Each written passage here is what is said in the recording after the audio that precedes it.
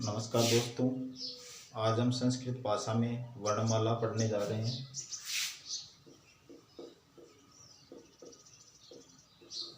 वर्णमाला वर्णमाला पढ़ने से पहले हमें महेश्वर सूत्र की जानकारी होनी अति आवश्यक है। महेश्वर सूत्रों की संख्या 14 मानी गई है और इन महेश्वर सूत्रों देखो पहले हम देख लेते हैं 14 महेश्वर सूत्र कौन कौन से हैं। ए इ उण रि ऋक ए ओंग ए ओच है व्रट लण यम गण नम झभय गड दस जब गड दस थप चटत चटतौ कपय स र हल।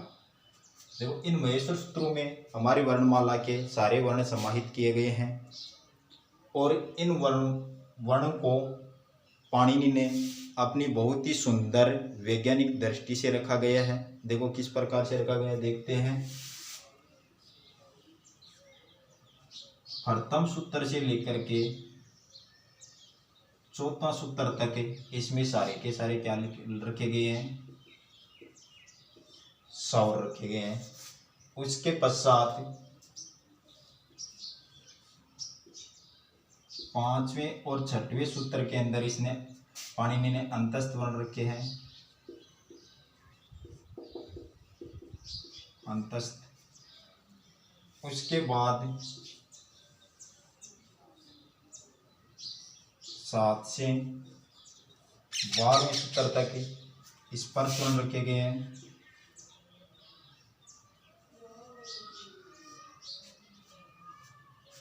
उसके बाद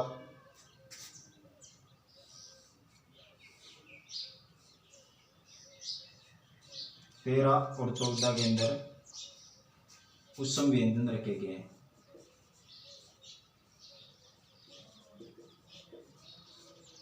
उत्सम व्यंजन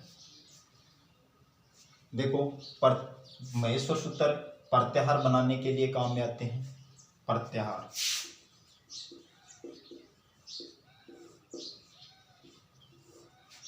प्रत्याहारों की संख्या सामान्यतः 44 मानी जाती है।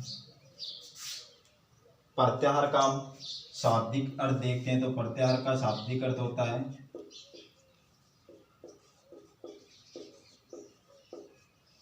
संक्षिप्तीकरण। बड़े रूप को छोटे रूप में लिखना ही संक्षिप्तीकरण होता है। अब ये प्रत्याहार देखते हैं कि किस किस प्रकार से 44 माने गए हैं। पाणिनि के अनुसार प्रत्याहारों की संख्या 42 मानी गई है।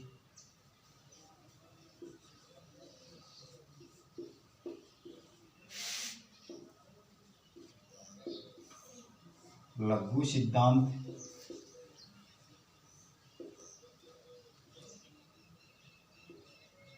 कौमुदी के अनुसार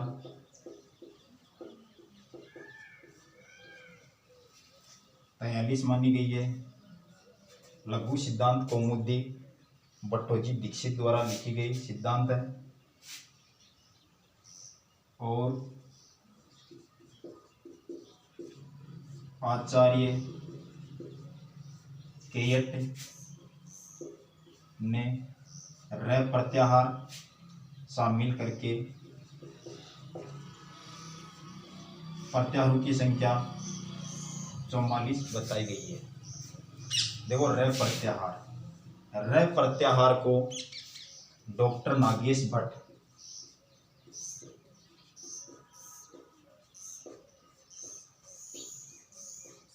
स्वीकार नहीं करते हैं। तो आपको ये ध्यान में रखना है कि प्रत्याहारों की संख्या सामान्यतः प्रत्याहारों की संख्या पूछी जाती है तो आपको आंसर देना है 44। अगर पाणिनि के अनुसार प्रत्याहारों की संख्या आपको पूछी जाती है तो 42 बताना है। और भट्टोजी दीक्षित द्वारा लिखी गई लघु सिद्धांत कौमुदी के अनुसार अगर आपको प्रत्याहारों की संख्या पूछते हैं तो 43 बतानी है। अब हम चर्चा करते हैं कि प्रत्याहार किस प्रकार से बन रहे हैं।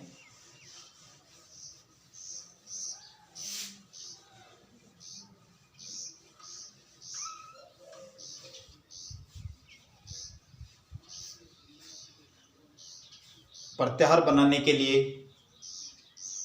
हमें प्रत्याहार में दो वर्ण मिलेंगे। उसमें प्रथम वर्ण को महेश्वर सूत्र में देखना है और अंतिम वर्ण किसी ना किसी सूत्र के 14 सूत्र इनमें किसी ना किसी सूत्र के अंत में ही मिलेगा। जैसे हमने बना लिया अच प्रत्याहार। अच प्रत्याहार तो देखो इसमें देखना आपको पहले अ देखना है, तो अ आपको पहले सूत्र के प्रथम वर्ण ही दिखाई दे रहा है अ। ऐसे लेकर के आपको च देखना, तो च है चौथा सूत्र के अंत में। च तक सभी जितने भी वर्ण हैं उनको अच प्रत्याहार में समाहित किया जाता है, लेकिन जो सूत्र के अंत में व्यंजन लिखे हुए हलंत किए हुए उनको केवल प्रत्याहार बनाने के लिए ही काम में लेते हैं, प्रत्याहार के अंदर इनको शामिल नहीं करते हैं। तो देखो अच प्रत्याहार में कौन कौन से वर्ण आते हैं? अ ई उण को छोड़ देते हैं, रि लिक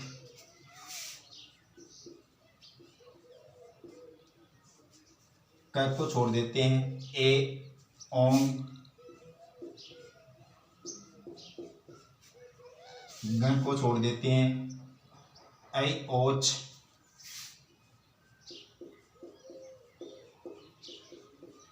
ऐ ओच। इसमें देखो च को इसमें गिना नहीं जाता है अंतिम वर्ण को, तो इसमें देखो अच प्रत्याहार में कितने वर्ण हो गए हैं? 1 2 3 4 5 6 7 8 और 9। अच प्रत्याहार में कितने वर्ण हो गए? 9। तो ऐसे लेकर के च तक के सभी वर्ण स्वर हैं, स्वर हैं। इसीलिए स्वरों को अच भी कहा जाता है, इसीलिए स्वरों को अच भी कहा जाता है। और स्वरों की संख्या अगर महेश्वर सूत्र के अनुसार आपको पूछी जाती है तो स्वरों की संख्या भी कितनी बतानी है? 9 बतानी है। महेश्वर सूत्र के अनुसार स्वरों की संख्या कितनी होती है? 9 होती है। साथ में ही आपको इनको भी ध्यान में रखना है, कई बार इन वर्णों के संबंध में भी प्रश्न पूछ लिया जाता है कि इनका क्रम किस प्रकार से है, तो आपको ध्यान में रखना है। महेश्वर सूत्र अगर संस्कृत की बात आती है और क्रम पूछते हैं तो आपको महेश्वर सूत्र के अनुसार ही क्रम बताने होते हैं।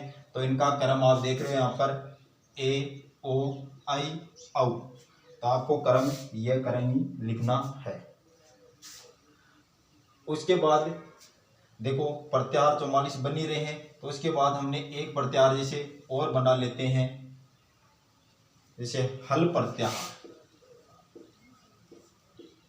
हल प्रत्याहार, हल प्रत्याहार में आपको देखना है पहला वर्ण है जो आपको 5वें सूत्र के पहला वर्ण दिखाई दे रहा है, और अंतिम वर्ण देखना है ल, जो आपको 14वें सूत्र के अंत में दिखाई दे रहा है ल। इन सभी हल प्रत्याहार के अंदर जितने भी वर्ण आ रहे हैं सारे के सारे व्यंजन हैं।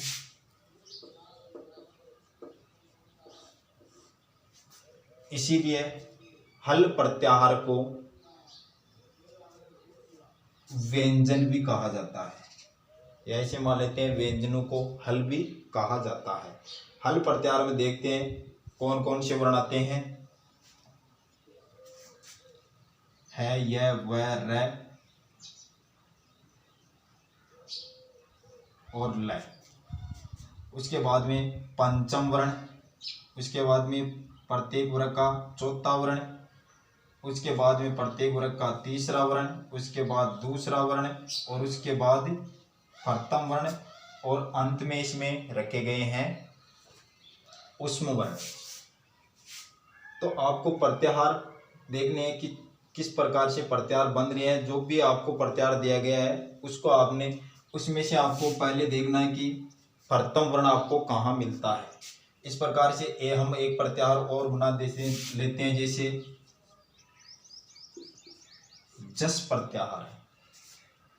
जस प्रत्याहार में हम देखते हैं तो ज देखना आपको पहले, ज आपको यहाँ पर दिखाई दे रहा है और श आपको इसी 10वें सूत्र के अंत में दिखाई दे रहे हैं। तो जस प्रत्याहार में कौन कौन से वर्ण आ रहे हैं?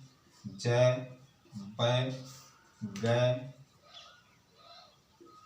ड और द। जस प्रत्याहार में प्रत्येक वर्ग का तीसरा वर्ण आता है। इसी प्रकार से आपको पूछ लिया जाता है कि अल प्रत्याहार में आते हैं, कोई भी प्रश्न आ जाता है कि अल प्रत्याहार में कौन कौन से वर्ण आते हैं, तो अल प्रत्याहार में देखो अ आप देखते हो तो प्रथम सूत्र का पहला वर्ण है और ल अंतिम सूत्र का अंतिम वर्ण है। तो अल में सभी के सभी स्वर और सभी के सभी व्यंजन साथ में ही आ जाते हैं। अल वर्ण के अंदर सभी स्वर और व्यंजन। कई प्रतियोगिता परीक्षा में यह पूछा गया है कि अल प्रत्याहार है, तो अल प्रत्याहार में ऑप्शन में आ जाता है स्वर आ जाता है, व्यंजन आ जाता है, या स्वर व्यंजन साथ में आ जाते हैं, या उपयुक्त सभी आ जाते हैं। तो आपको करना है स्वर व्यंजन, स्वर और व्यंजन दोनों। इस प्रकार से अगला हम प्रत्याहार लेते हैं अण प्रत्याहार। एक अण प्रत्याहार इस प्रकार का है जो दो बार बनता है। अण प्रत्याहार एक तो बन गया ए ई उण। इस अण प्रत्याहार में तीन वर्ण है और एक आपका प्रत्याहार अण प्रत्याहार देखते हैं तो ऐसे लेकर के और छठवें सूत्र के अंत में इसमें सभी की सभी स्वर और अंतस्थ वर्ण आ जाते हैं। ए ई उ री री ए ओ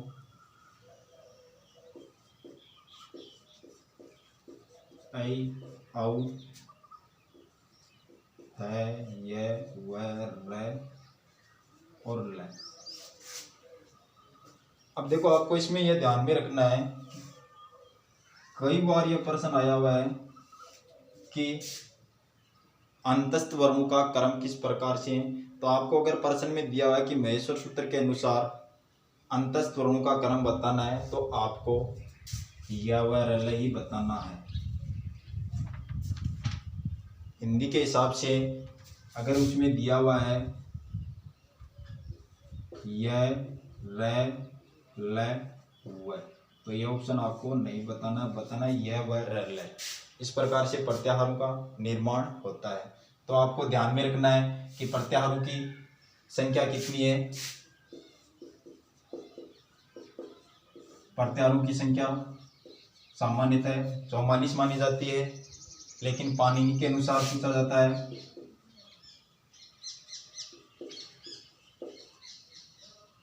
पाणिनि के अनुसार प्रत्याहारों की संख्या 42 बतानी है।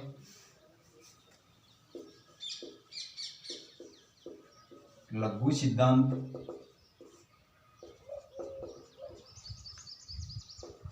कौमुदी के अनुसार प्रत्याहारों की संख्या 43 बतानी है। और आचार्य केट द्वारा रह प्रत्याहार